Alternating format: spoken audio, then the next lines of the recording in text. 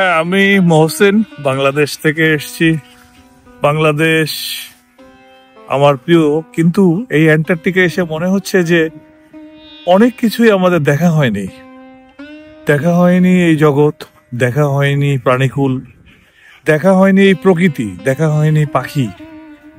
আমরা দু চোখ ভরে এই কয়দিন অ্যান্টার্কটিকা ভ্রমণে এসে যা দেখলাম তা সাক্ষাৎ স্বর্গ ছাড়া আর অন্য কিছুই বলা যায় না।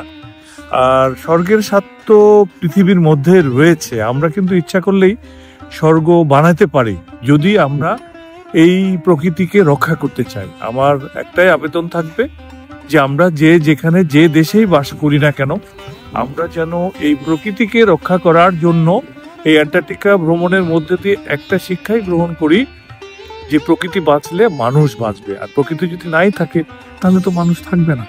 মানুষের জন্যই এই প্রকৃতিতে বাঁচিয়ে রাখা খুব জরুরি। আমাকে সুযোগ দেওয়ার জন্য অসংখ্য ধন্যবাদ।